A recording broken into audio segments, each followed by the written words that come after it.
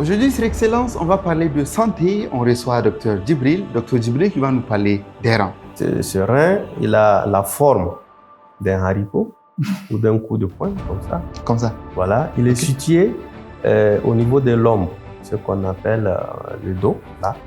Le dos, Pas le dos derrière, mais derrière, là. Voilà, là. Oui, exactement là où vous avez votre main. Ok. Donc, et justement, je pense que c'est l'occasion parce qu'on est à l'approche du mois de Ramadan et on sait que les gens abusent de boissons de tout type, de cocktails, de tout genre. Malheureusement, au-delà du rein, ça peut vous entraîner un arrêt cardiaque. Oula. Donc, voilà. Mais à quel moment est-ce qu'on sait que notre rein il est malade? Est-ce qu'on a des signes qui nous alertent? Aujourd'hui, Dr Djibril va tout nous exposer à quoi servent les reins, comment bien prendre soin de ses reins et les bonnes pratiques à adopter pour éviter de gâter ses reins pour rien du tout. Okay, donc moi, comme ça, je pense être en bonne santé.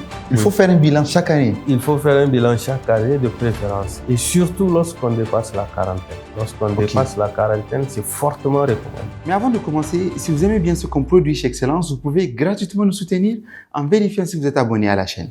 Sans plus tarder, je m'appelle Hamid Bizo et bienvenue sur Excellence. Dr Djibril. Oui. Merci d'avoir accepté notre invitation. C'est à moi de vous remercier.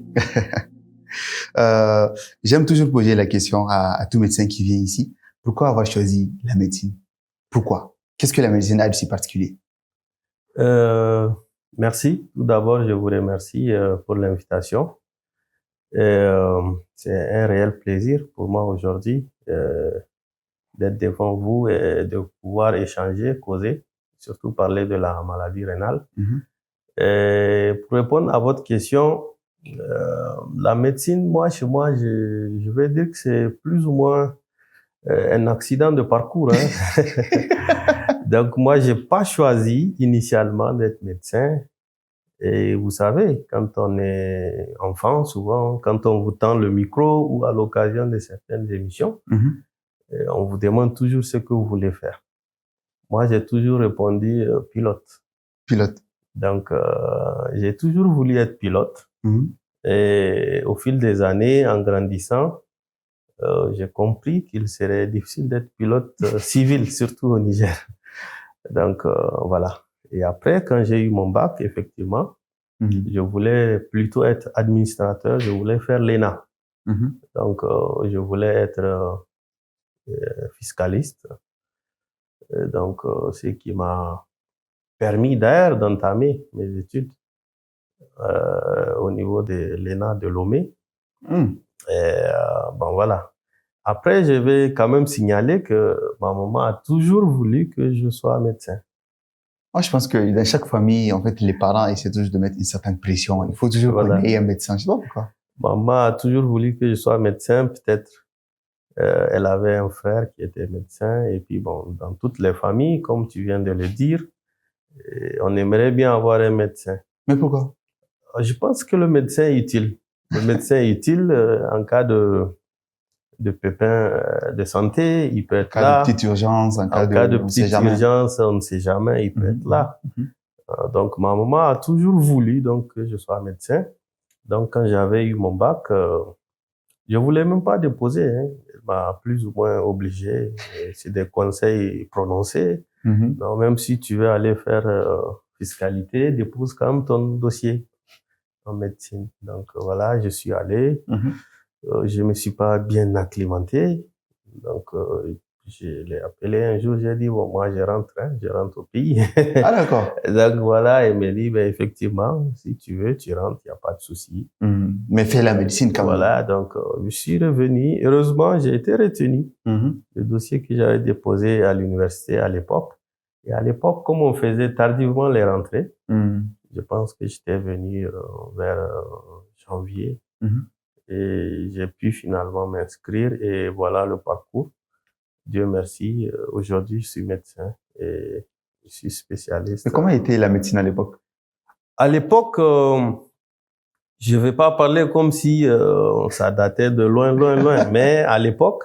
Et ça datait quand même. Ça datait un peu. Donc, nous, on était venus en 2006. À l'époque, on avait trouvé quand même une ambiance assainie déjà. Donc, c'était plus ou moins avec nous que les années étaient redevenues régulières. Donc, ce qui fait que nous, on a eu notre parcours sans embûche, si je peux le dire. Parce que Dieu merci, moi, j'ai fait mon parcours sans redoublement. Et j'ai fait le parcours en 8 ans, en 7 ans et demi, pratiquement 8 ans. OK. Donc, je peux dire que nous, on a quand même eu des années régulières au niveau de l'université.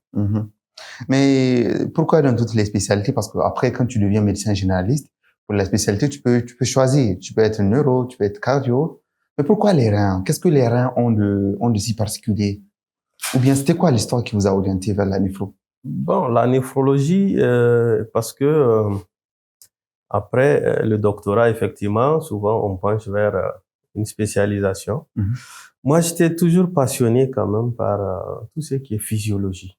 Donc, tout ce qui est physiologie. C'est quoi la physiologie? La physiologie, c'est tout ce qui explique le fonctionnement intime de la cellule, des organes.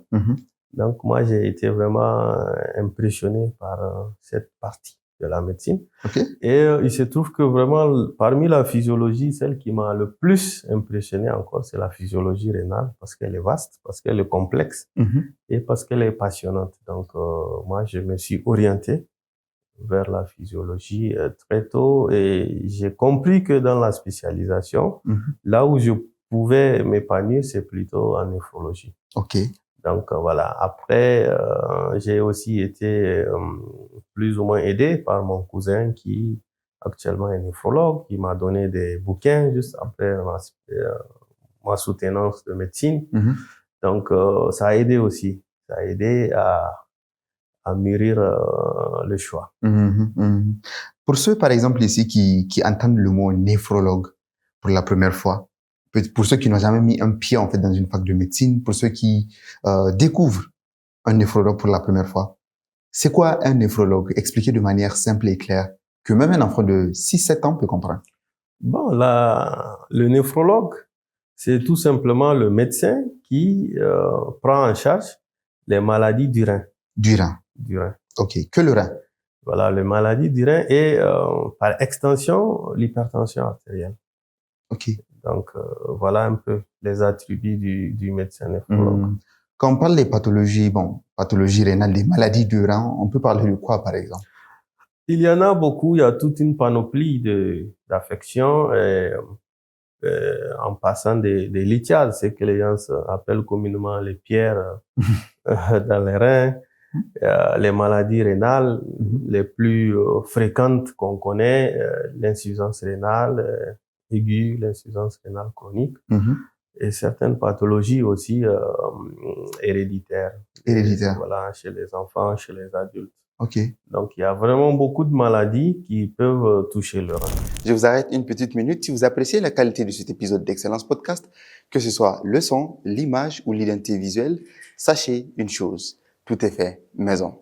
Ce podcast est une production originale de Adax et ce niveau d'exigence qu'on s'applique à nous-mêmes, c'est exactement ce qu'on déploie pour nos clients. Trop souvent, les entreprises séparent tout. Un freelance pour le logo, une agence pour le site web, une autre équipe pour les vidéos. Et la communication finit par partir dans tous les sens. Chez Adax, on centralise tout pour garantir votre impact. Si vous voulez lancer votre business, on conçoit votre identité visuelle complète avec les supports de communication qu'il vous faut. Si vous voulez lancer un produit, on crée votre site web sécurisé avec la stratégie marketing qui vous convient. Si vous avez besoin de visibilité, on réalise vos films institutionnels, vos spots publicitaires et même vos animations et motion design. On ne vous offre pas juste un service, on devient le seul partenaire dont vous avez besoin pour votre communication. Alors, si vous voulez passer du bricolage à l'excellence professionnelle, simplifiez-vous la vie, confiez votre projet digital et audiovisuel à une seule équipe experte, Adax. Le lien vers notre catalogue et nos contacts est juste dans la description. On a hâte de voir ce qu'on peut créer ensemble. Allez, on reprend l'épisode. Je pense que ça, quand même, on aura l'occasion d'aborder ça un peu plus tard. Oui. Mais ça, c'est une autre question qui a été posée par une membre de la communauté. C'est-à-dire, c'est quoi la différence entre le néphrologue et l'urologue? Le néphrologue, si vous voulez, c'est l'urologue en version médicale. Bon, pour faire simple, c'est une spécialité médicale, la néphrologie. C'est-à-dire que le néphrologue n'opère pas. C'est vrai que nous travaillons sur le même organe. Le rein, il produit les urines. Et ces urines passent par les voies urinaires, ce qu'on appelle la tuyauterie. Et ça vient jusqu'au niveau de la vessie, c'est stocké, après vous urinez. L'urologue travaille sur l'organe, sur les tuyauteries. Le néphrologue travaille sur l'organe, comment cet organe fonctionne et comment ce manque de fonctionnement peut entraver la production des urines. Donc, je ne sais pas si je me suis fait suffisamment clair pour que les gens se comprennent, mais l'urologue, c'est un chirurgien. On peut dire que l'urologue, c'est la version chirurgienne du néphrologue. Tout à fait, on peut le dire. Okay. On peut le dire. L'urologue, il travaille sur les reins, sur les voies urinaires, mais il est chirurgien. Alors que le néphrologue travaille sur les mêmes organes, mais il est médical. Ok, purement médical. Purement médical. Voilà, depuis un certain nombre d'années, il y a le développement de ce qu'on appelle la néphrologie interventionnelle, où de plus en plus, et d'ailleurs c'est valable pour presque toutes les spécialités, même des spécialités médicales, il y a des actes chirurgicaux qui sont posés.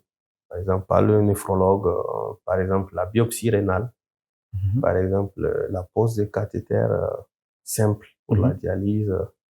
Donc voilà. Mais sinon, par essence, le néphrologue, il est médical. Ok. Nous, en tout cas ici, on a quand même la chance d'avoir un néphrologue devant nous. Et vous allez nous expliquer de manière simple et claire à quoi servent nos reins. Est-ce que c'est uniquement la production de l'urine?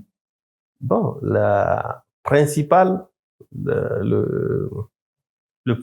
rôle du rein, c'est la production des urines. Ça, c'est la fonction principale. La fonction principale.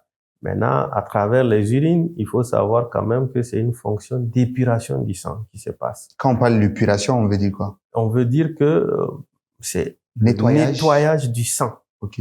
Le nettoyage du sang est effectué effectivement en grande partie par le rein. Donc, tout ce que nous mangeons, les produits aussi que nous prenons, ils sont en partie éliminés de l'organisme par le rein. Donc, lorsque vous mangez, l'organisme prend ce qui est essentiel et ce qui ne l'est pas est appelé à sortir. Et le plus souvent, ça sort à travers les urines.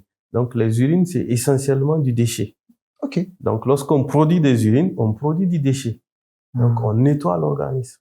Mais comment se fait-il que l'urine soit aseptique si ce n'est que du déchet? Parce qu'une urine normale, elle est aseptique, elle n'a pas de germes et tout. Une urine normale, elle est plus ou moins aseptique, sachant que souvent, lorsqu'on a des petits soucis au niveau de la vessie, ça peut contaminer les urines. Ah d'accord, oui. Mais ce qui est essentiellement épuré, c'est les toxines. C'est les toxines qui sont issues du métabolisme. C'est quoi le métabolisme? Parce qu'il y a des gens qui n'ont aucune notion en médecine. Voilà, donc pour faire simple, c'est lorsque vous ingérez un aliment, cet aliment est dégradé, l'organisme puise à travers cet aliment des micro-éléments qui lui sont utiles pour le fonctionnement. Et donc, ce qui ne l'est pas est appelé à sortir, comme je l'ai expliqué tantôt. Donc, il y a beaucoup de produits qui sortent à travers les urines qui sont toxiques. Donc dont l'organisme est appelé à se débarrasser. Et c'est cette fonction d'épuration que joue essentiellement le rein. Mais l'épuration, ce n'est qu'une des fonctions. Ce n'est qu'une des fonctions. Donc, parallèlement, il y a des fonctions aussi importantes que l'épuration quand vous prenez les fonctions endocrines. C'est quoi une fonction endocrine? Les fonctions endocrines, c'est dans la production de tout ce qui est hormones. Les hormones, ça sert à faire fonctionner correctement l'organisme. Je vous prends un exemple. L'érythropoïétine, c'est vrai, c'est un gros mot, c'est l'hormone qui stimule la production du sang dans l'organisme. Donc, à supposer que vos reins sont détruits, vos reins sont très malades, vous n'allez pas produire cette hormone. Et cette hormone, le manque de production de cette hormone, la conséquence, c'est le manque de sang. Ce qui fait que vous allez vous retrouver avec une anémie, et peut-être une anémie sévère. Wow. Et vous conviendrez avec moi qu'on ne peut pas vivre sans un bon taux d'hémoglobine, sans du sang. Il y a aussi d'autres fonctions qui sont aussi importantes. Quand vous prenez la fonction de production du calcium, le calcium qui est aussi une hormone importante pour le fonctionnement de nos os, de nos muscles, d'accord, et aussi la production d'une hormone aussi importante qui est la rénine. La rénine qui est une hormone qui intervient dans la régulation de la tension artérielle. Donc, c'est pour ça que lorsque vos reins sont malades, vous allez vous retrouver secondairement avec une hypertension artérielle. Et laquelle des hypertensions artérielles va vous entraîner d'autres soucis. Oui. Donc, voilà un peu en quelque sorte, le rein, c'est un petit organe, entre guillemets, mais qui fait partie des organes nobles. Oui. C'est-à-dire que vous ne pouvez pas vivre sans rein, pratiquement, parce que vous allez rapidement être inondé de déchets. C'est ça. Rapidement, votre tension va monter. Et rapidement, vous allez être en anémie sévère et rapidement, vous pouvez perdre la vie. Des organes qu'on qu'on prend pour acquis, mais qui jouent un rôle, des rôles, en fait, des rôles fondamentaux dans notre santé. Tout à fait. Mais toujours, en fait, pour faire un peu de l'anatomie pour les novices, les reins, ils sont où dans notre organisme? Ils sont comment? Quand on prend un rein, comment est la texture? À quoi ça ressemble quand on le touche? Bon, c'est vrai que vous faites de la médecine, pas de la chirurgie. Mais le rein, il est comment? Le rein, on a presque tous côtoyé le rein, parce que bon, à bien d'occasions, souvent, on côtoie le rein, surtout au moment des fêtes, notamment les femmes. Et surtout même les hommes, souvent, c'est les hommes qui les consomment. Vous voyez, c'est un petit organe qui pèse 150 grammes. Donc, il peut tenir ici? Qui peut être mis dans la paume de la main. OK. Voilà, qui n'est pas du tout grand, mais qui est un organe noble. C'est-à-dire que sans rein, comme je l'ai dit, il serait difficile de vivre.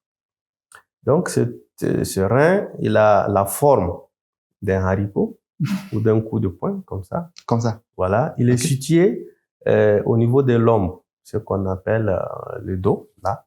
Le dos, voilà. Pas le dos derrière, mais derrière, là. Voilà, là. Oui, exactement là où vous avez votre main. OK. Donc, plaqué au niveau de la colonne vertébrale, plaqué.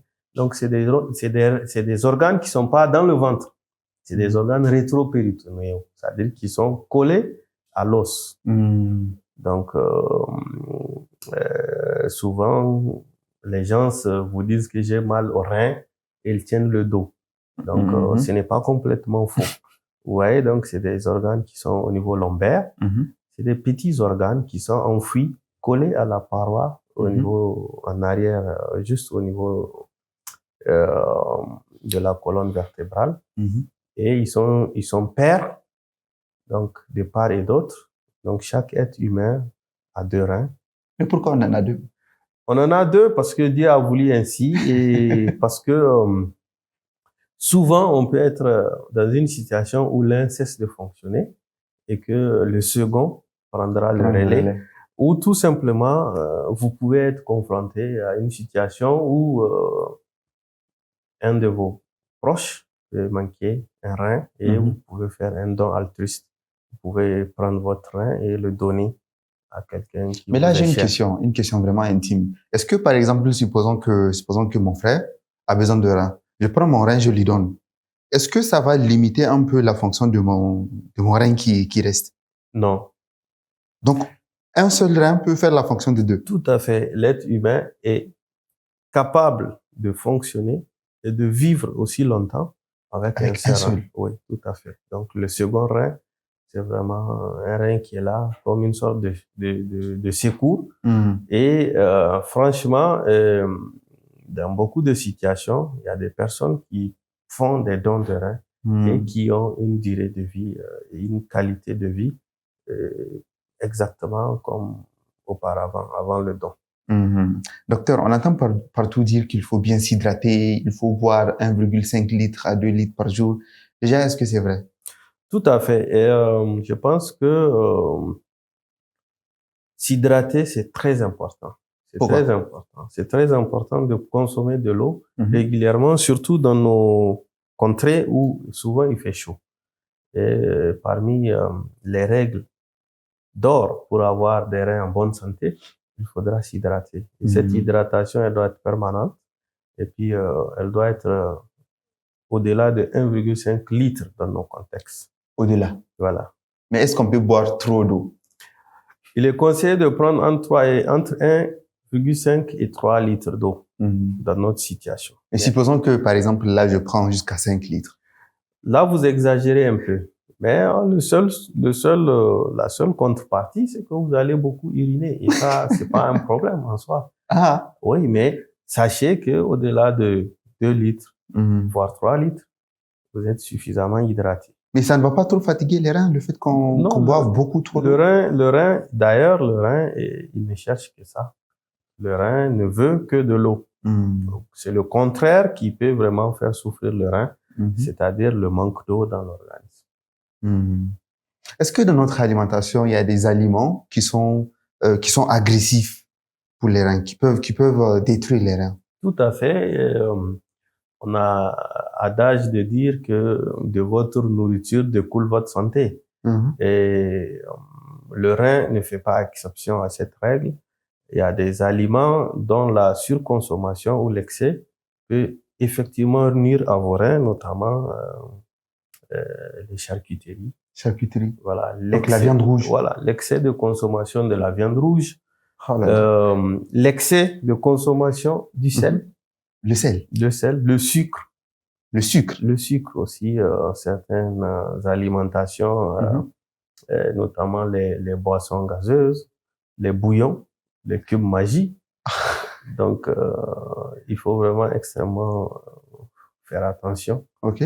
Mais docteur, est-ce qu'il y a une quantité, en fait, qui est admissible de viande rouge? Parce que, par exemple, chez nous, la viande rouge, en fait, elle fait partie de notre culture. Tout à fait. Chaque 2 jours, on achète un demi-kilo, peut-être avec ses amis, on mange.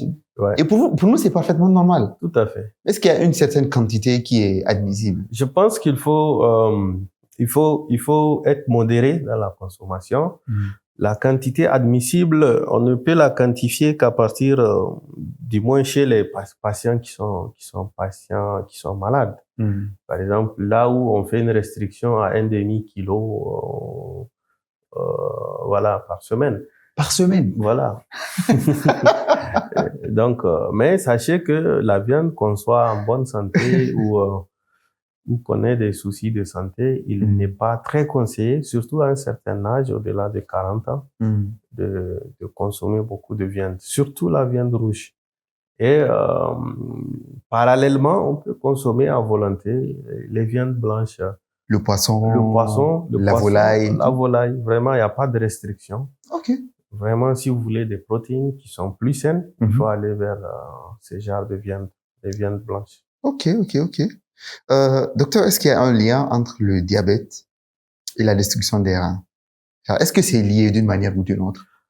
Oui, on peut répondre oui, parce que on sait que le diabète, c'est une maladie générale. Dans le développement de la maladie, ça peut être le diabète peut toucher tous les organes. Et parmi les complications du diabète, il y a ce qu'on appelle les complications micro-angiopathiques. Voilà, les petits vaisseaux.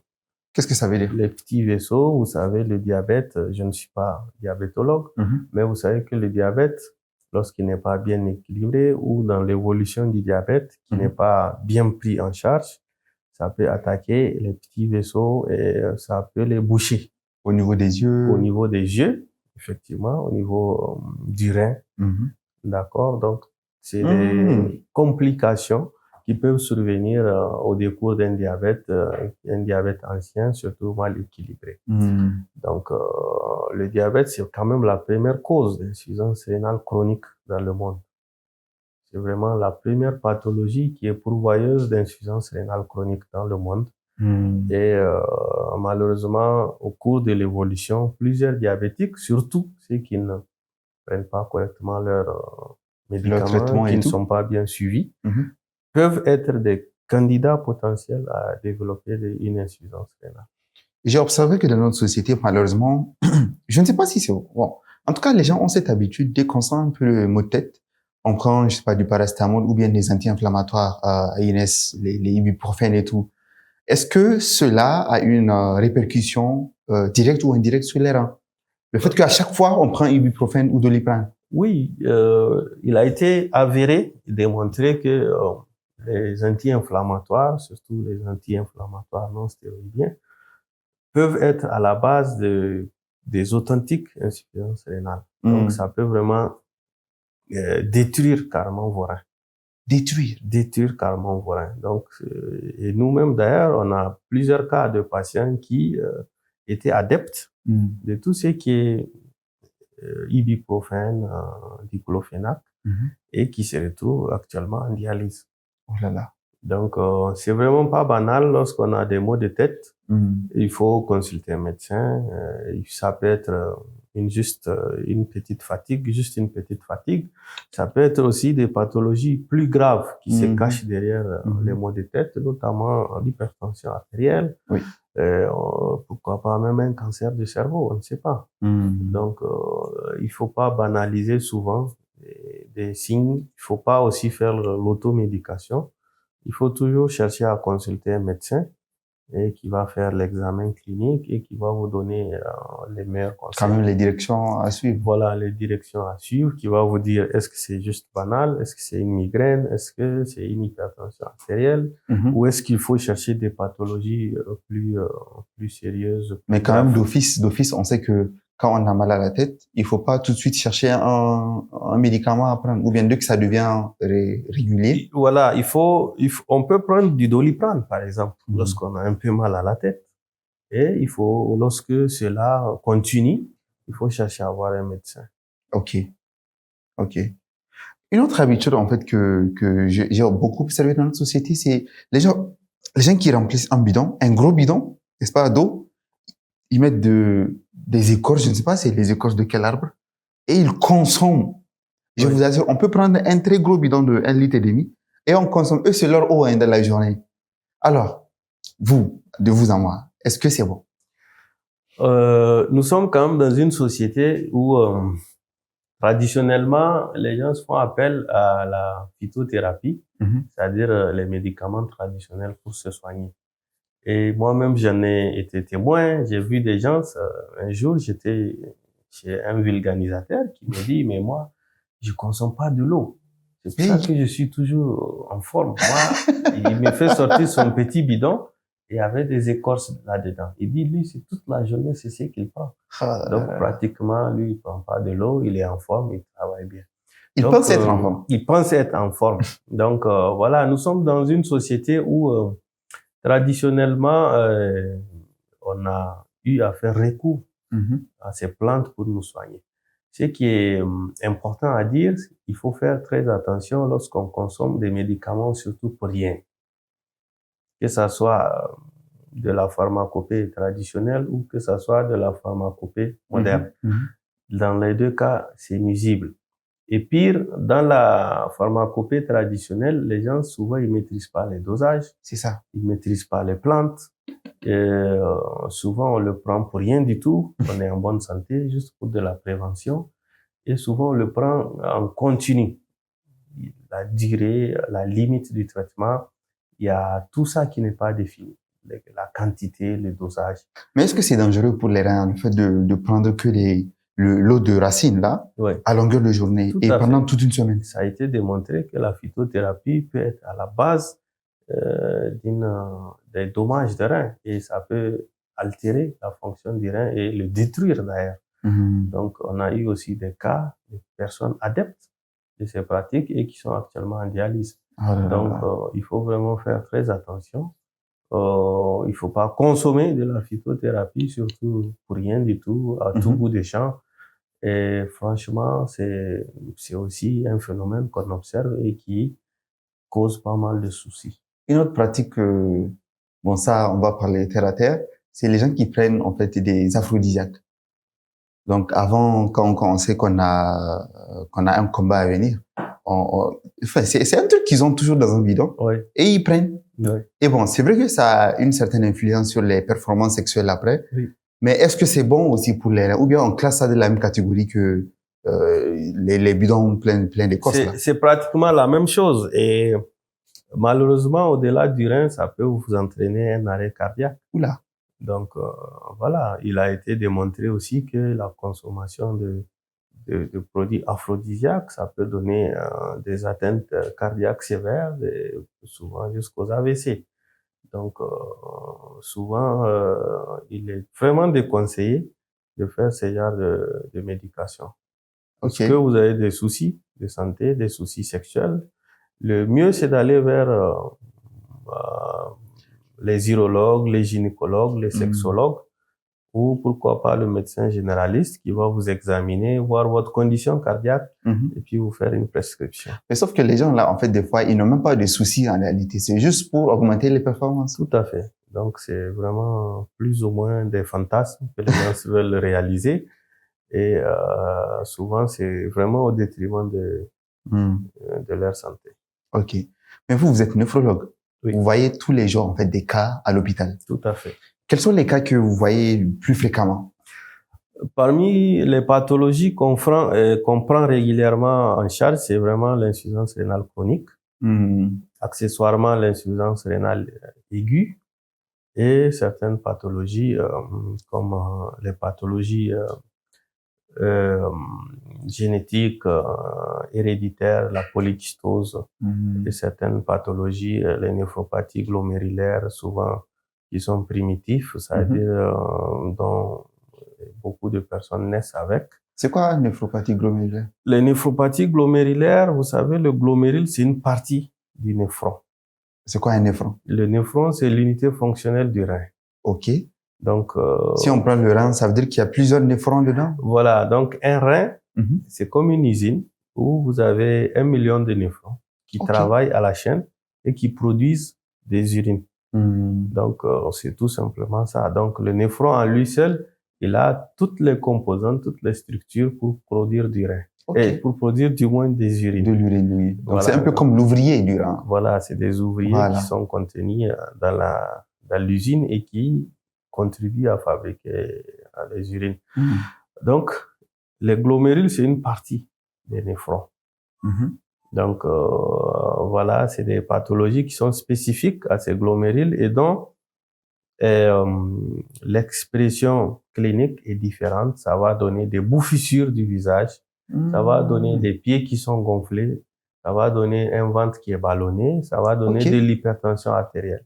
Donc, c'est ça un peu les néphropathies glomérulaires. Donc, ça veut dire que c'est un seul glomérule qui est malade ou bien c'est tous les ouvriers là dont on a parlé qui sont malades? Voilà. Donc, la plupart du temps, c'est la majorité des ouvriers qui sont malades. Ah, d'accord. La majorité. Parce que souvent, si c'est un seul, ça ne va pas donner une maladie grave. Mais à quel moment est-ce qu'on sait que notre rein, il est malade? Est-ce qu'on a des signes qui nous alertent? Je ne sais pas. Quels sont les signes les plus clairs et évidents qu'on peut avoir? Voilà, on peut avoir des signes, mais ce qui est important à dire, c'est que le rein, c'est un tueur silencieux. Donc, c'est un tueur silencieux, malheureusement. Vous pouvez souffrir pendant longtemps d'une insuffisance rénale ou d'une maladie rénale sans pour autant avoir des signes d'alerte. C'est pour ça qu'il est d'ailleurs conseillé de temps en temps d'aller faire un dépistage. Le dépistage, ça consiste juste à faire un peu pipi et puis on va mettre une bandelette, voilà, dans un petit bocal, on va mettre une tige et puis chercher les protéines dans les urines ou des hématies dans les urines. On va prendre votre tension. On va aussi vous peser, chercher un surpoids, une hypertension artérielle, pourquoi pas une prise de sang. Et puis, on fera le taux de créatinine ou le taux d'urée. On peut appeler ça le bilan rénal? Le bilan rénal, voilà. Le bilan rénal systématique, d'ailleurs, qu'il est conseillé de faire chaque année pour les personnes qui n'ont pas de pathologie. Par contre, donc moi, comme ça, je pense être en bonne santé. Il faut faire un bilan chaque année. Il faut faire un bilan chaque année de préférence. Et surtout lorsqu'on dépasse la quarantaine. Lorsqu'on dépasse la quarantaine, c'est fortement recommandé. Et au-delà de 65 ans ou lorsque on a des pathologies comme le diabète, l'hypertension artérielle, il faudra avoir un programme de suivi. Donc avec des dépistages plus rapprochés et peut-être des prises en charge lorsqu'il y a ces pathologies-là.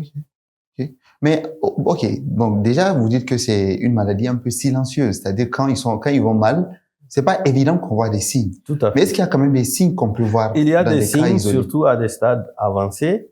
Et parmi les signes, vraiment, il y a les œdèmes. Les œdèmes, c'est les gonflements du pied ou du visage. Il y a l'acide. L'acide, c'est le gonflement du ventre. OK.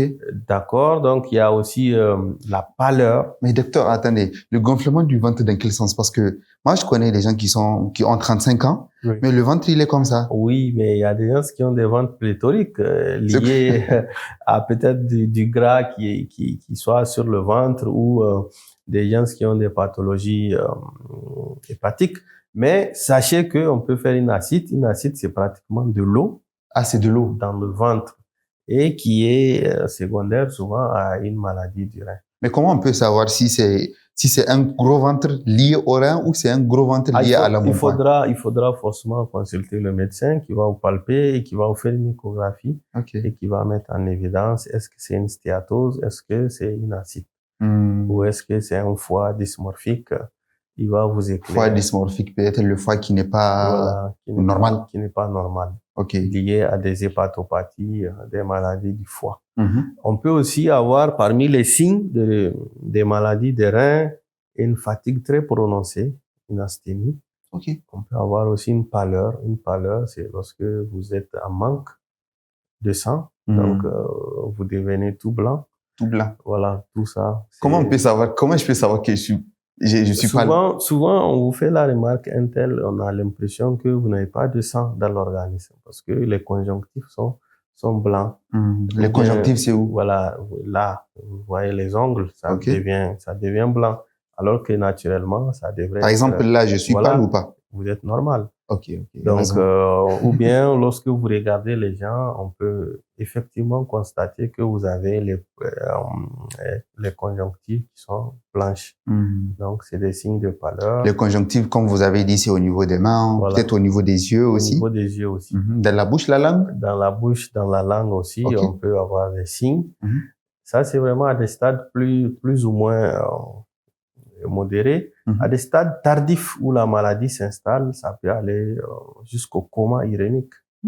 Jusqu'au coma irénique, un patient qui vomit tout le temps, qui a une asthénie, qui est somnolent, qui dort la journée, toute la journée et souvent qui ne dort pas la nuit. Voilà, un patient qui se gratte tout le temps le corps parce qu'il a des dépôts de givre d'urée. Et ça peut aller jusqu'à l'encéphalopathie irénique, qui est le stade ultime. C'est quoi l'encéphalopathie irénique? C'est pratiquement le coma. Le patient est plongé dans un coma lié à lié à l'excès de déchets dans le sang. Docteur, est-ce que quand on part uriner et que quand l'urine, en fait, il y a de la mousse, c'est normal? L'urine ne doit pas avoir de la mousse.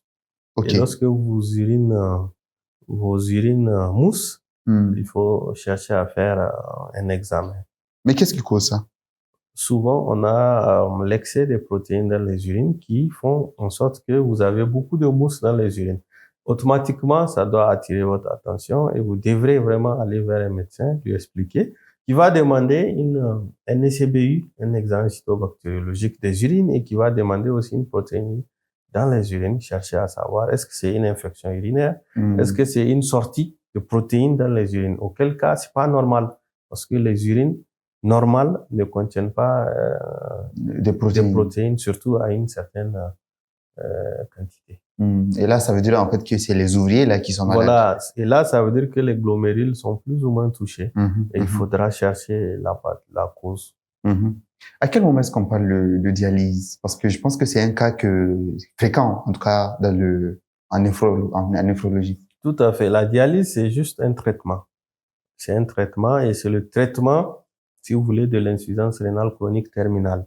Lorsqu'on dit qu'un patient est au stade terminal, même si ça paraît être péjoratif, de plus en plus on n'utilise pas le terme. Lorsque le patient est au stade 5, comme on le dit actuellement, ça veut dire que le patient, il a un fonctionnement de ses reins qui est très altéré. C'est-à-dire que les reins fonctionnent de façon caricaturale à moins de 15%. Donc, il a un DFG en dessous de 15.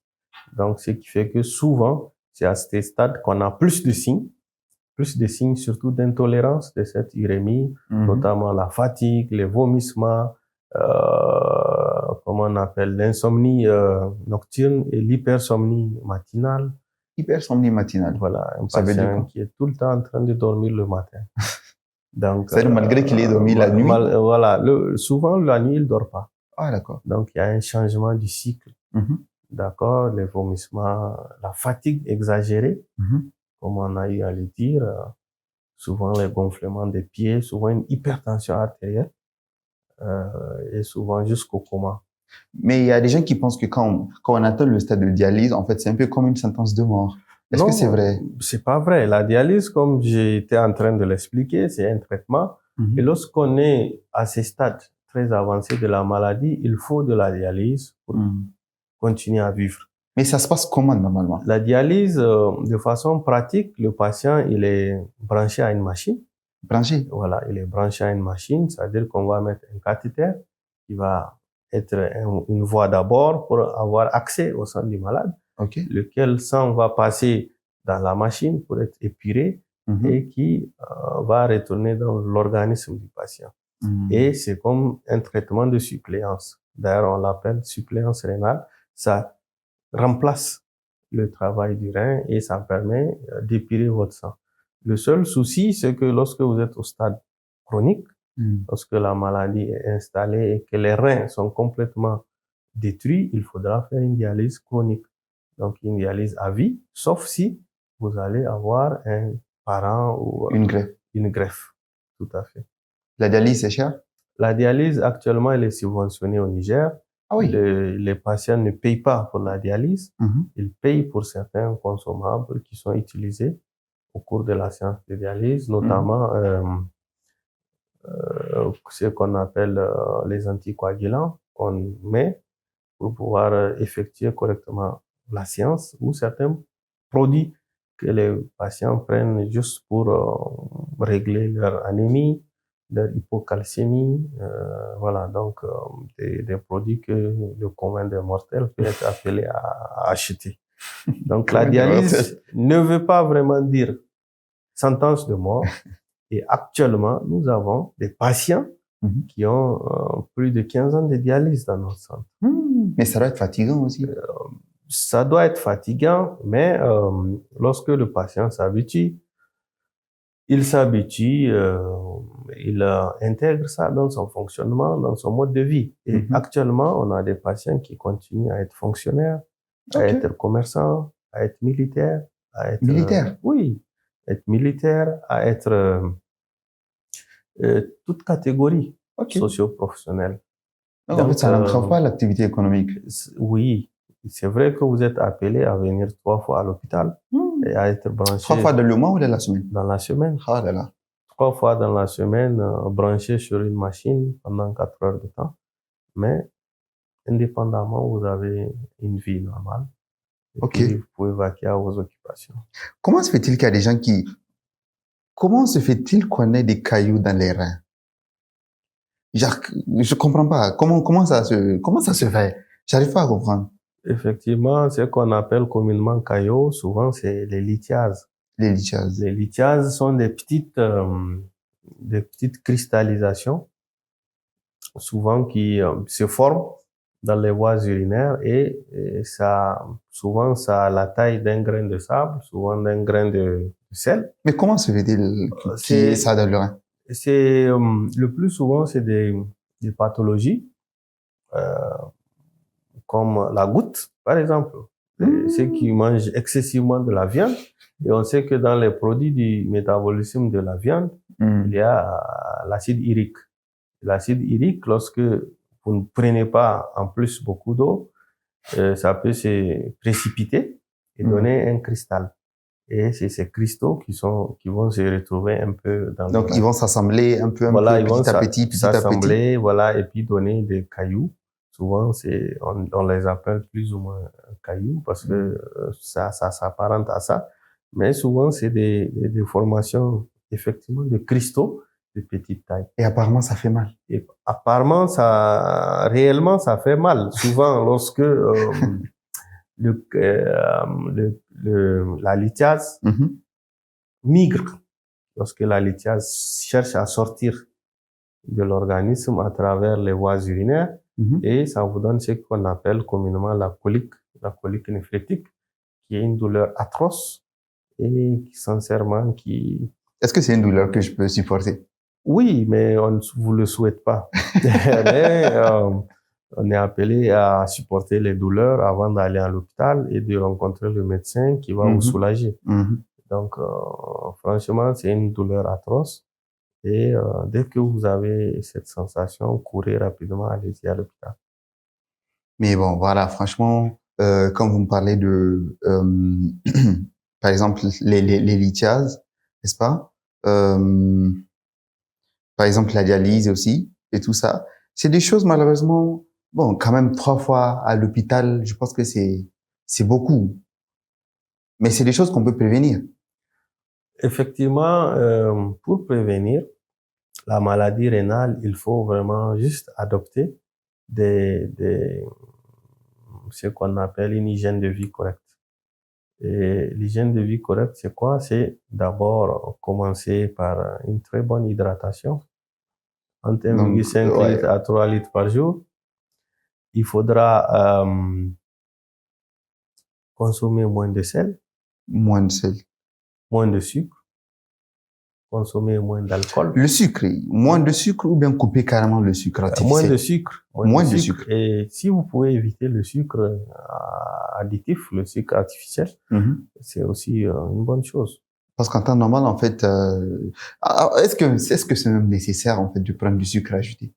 C'est nécessaire, c'est pas indispensable. C'est pas indispensable. Si vous pouvez arrêter, vous pouvez l'arrêter. Mais le mieux, c'est vraiment de diminuer la quantité et de les substituer surtout par les fruits, les légumes qui, on sait, naturellement contiennent du sucre et du sucre moins nocif.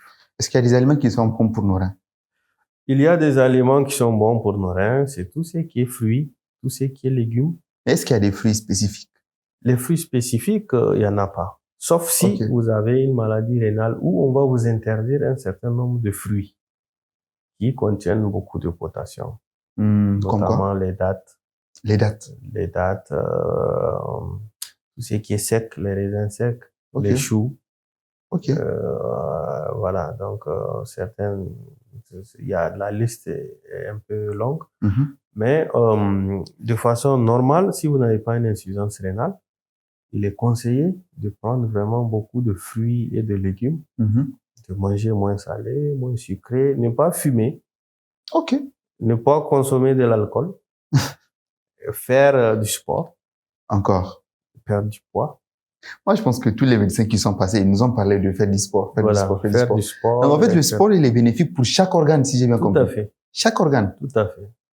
Et tout comme la fumée, elle est nocive pour les organes. Mais où est le lien? Parce que la fumée, elle part dans les poumons. Oui, mais quand vous fumez, vous allez probablement développer une hypertension artérielle. Quand vous développez une hypertension artérielle, vous allez probablement abîmer vos reins.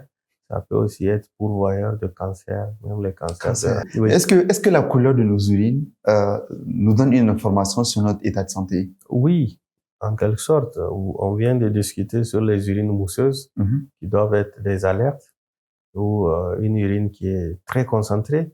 Les urines rougeâtres, là? Les urines rougeâtres. Une urine très concentrée, ça veut dire qu'il faut boire de l'eau, il faut s'hydrater. Une urine rougeâtre, ça veut dire que probablement vous avez du sang dans les urines, sauf si vous avez mangé de la betterave ou vous avez pris des produits pharmaceutiques qui peuvent vous donner des rougeurs au niveau des urines. Donc, effectivement, les urines peuvent être des indicateurs. Et les urines trop claires? Les urines trop claires, souvent, c'est vraiment banal. Ça veut dire que vous avez pris beaucoup d'eau et que vous urinez. Et d'ailleurs, c'est la meilleure situation. OK. Là, on va passer à des questions qui ont été posées par la communauté, n'est-ce pas? Oui. La première question, elle dit, pourquoi est-ce que dès que ma vessie est pleine, j'ai des constipations et une douleur aiguë au flanc? Je ne sais pas s'il y a réellement un lien entre la vessie pleine et la constipation. Par contre, il faut éviter d'avoir une vessie trop pleine. Voilà, ça peut donner des douleurs, non seulement liées à ce qu'on appelle la rétention. Ça fait mal, il faut rapidement uriner parce que souvent quand vous gardez les urines, les germes pullulent. Ah, d'accord. Et ça peut aussi être à la base d'infections urinaires. Ça fait aussi que vos reins se fatiguent. Donc, parce que souvent, quand vous stockez les urines, ça remonte. Et puis, ça bloque la production des urines. Donc, il est conseillé de vidanger la vessie régulièrement. Mais en soi, est-ce que c'est un signe d'alerte que quelque chose ne va pas bien? Non, non. Il faut juste éviter de garder très longtemps les urines dans la vessie. OK. Là, on a une deuxième question. Peut-être c'est un jeune qui l'a posée. Il dit, pourquoi est-ce qu'on peut faire la greffe des reins et pourquoi est-ce que ça marche? Pourquoi est-ce qu'on prend, si je prends le rein de mon petit frère comme main, pourquoi ça fonctionne? Ben, c'est une question très intelligente, hein. Et ça a été l'un des challenges de la médecine, arriver à greffer un organe d'une autre personne dans l'organisme d'une autre personne.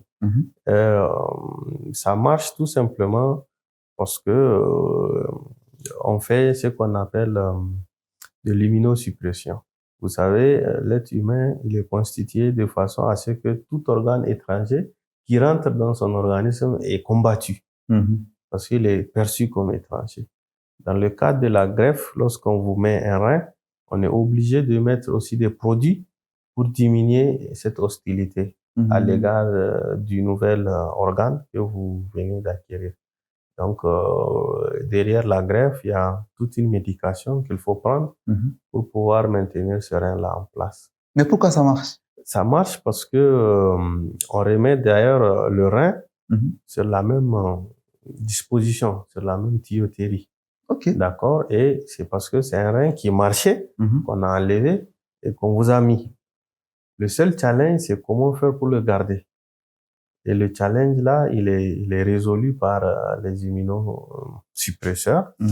Et plus on est proche, par exemple, vous êtes très proche génétiquement de votre frère, et plus les organismes acceptent.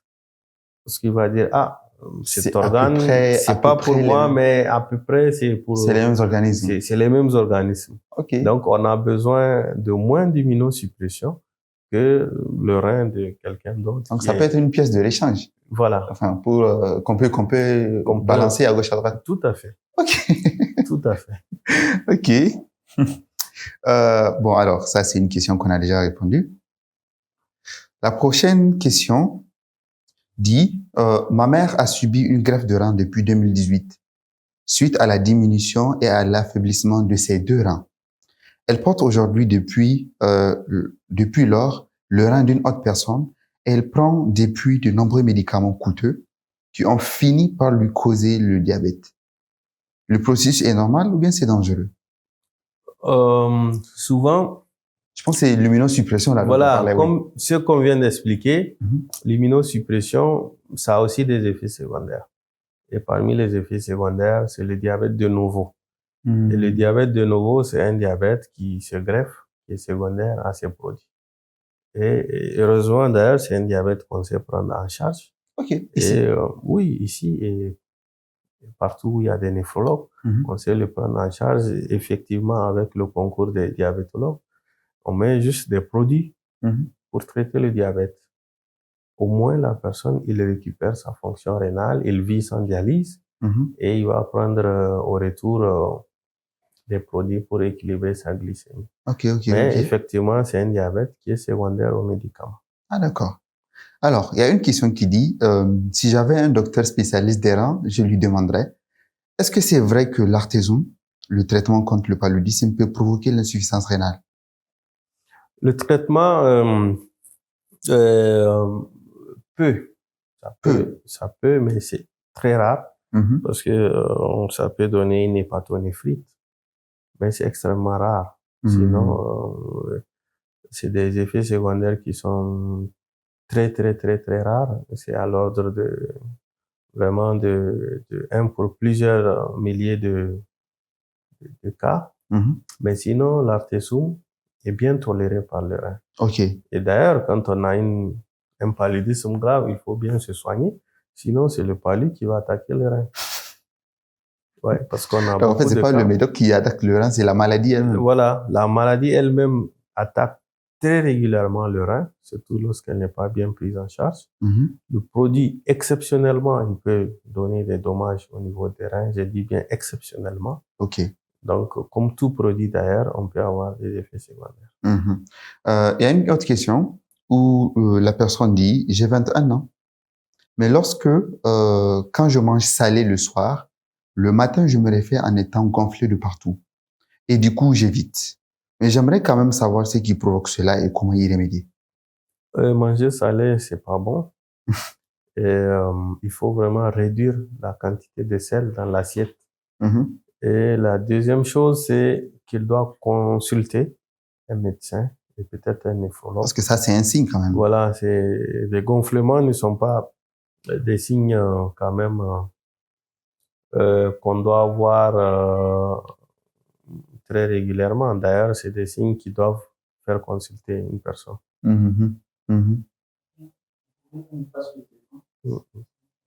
On termine là, il reste qu'une seule question. Oui.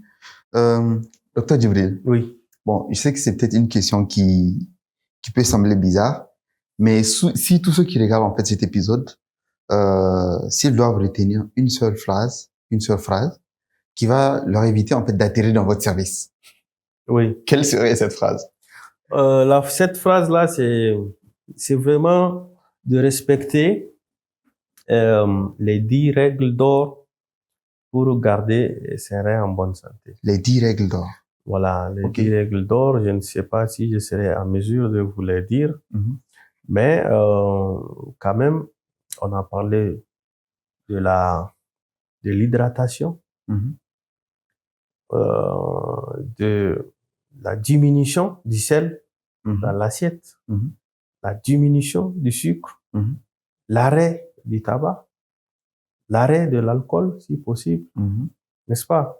On a parlé aussi de l'activité physique régulière. On a parlé aussi de ne pas consommer les médicaments de manière aléatoire. De manière aléatoire, que ce soit des médicaments traditionnels ou des médicaments pharmaceutiques. D'accord? On a parlé aussi de tout ce qui est dépistage. On a parlé aussi de tout ce qui est dépistage. Il faut vous dépister, surtout lorsque vous avez plus de 40 ans ou lorsque vous avez des signes avant-coureurs comme le surpoids, le diabète, le gonflement, des infections urinaires. Voilà, donc, ou lorsque vous avez d'autres pathologies générales qui peuvent attaquer les reins. Donc, en quelque sorte, si vous respectez tout ça, vraiment, vous donnez des chances vraiment pour ne pas venir chez nous. Ok. Pour ne pas venir chez nous. Voilà. En tout cas, parce qu'on ne souhaite à personne d'être dans une situation où il doit aller voir un médecin. Tout à fait. Oui. Ok. Merci, Dr Djibril, d'être passé sur Excellence. Merci quand même pour cet instant de partage. Merci.